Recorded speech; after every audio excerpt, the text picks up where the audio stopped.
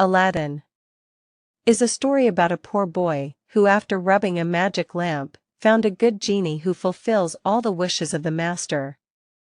Luca, let's hear the story. Once upon a time, under a bright starlit sky, there was a small cave full of golden vessels, pearl necklaces, ruby rings, diamond crowns and various other treasures. There was also a magic lamp that no one wanted to touch because the cave was considered to be haunted, so no one even wanted to enter it and take the lamp that brought good luck to anyone who rubbed it. Near the cave lived a poor boy named Aladdin and a magician named Mustafa who made Aladdin an offer he couldn't refuse. He persuaded him to enter the cave and bring him a magic lamp, in return for all the treasures that were inside. Was in the cave? Aladdin thought about it, agreed to Mustafa's offer and went into the cave. He was not afraid that the cave was haunted. When he entered, he had something to see. A shrine, all full of gems and other precious stones, beautiful jewelry and an ugly dusty lamp which at first seemed uninteresting to him. He took the lamp as he had agreed with Mustafa. The magician approached the cave when he saw Aladdin coming out of it, grabbed the lamp and pushed Aladdin back into the cave, but at that moment the lamp fell out of his hands and rolled away into Aladdin's hands back into the cave. Mustafa was very evil and wanted to imprison Aladdin. Aladdin was still not afraid of the darkness in the cave. Since the magic lamp was dusty, he wanted to wipe it. He rubbed it and a miracle happened. A good genie came out of the lamp and fulfilled all the wishes of the master. Since Aladdin was trapped in the cave, the first thing he wanted was to get out of there. Hop! What Aladdin wanted, the good genie made happen. He snapped his fingers and they appeared in front of the cave. Time passed, and the poor boy Aladdin soon became rich. He had such expensive clothes and lived in a luxurious palace. Aladdin was not used to living in such wealth and wanted to share it with someone.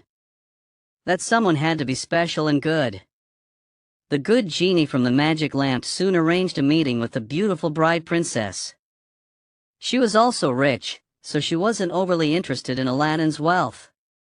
She was actually interested in him as a person and all his qualities. After spending time together every day, the couple fell in love and decided to get married. At that moment, Aladdin became the heir to the throne. It all came down to the evil Mustafa who felt cheated because all the wealth that Aladdin had gained with the help of the magic lamp should have been his.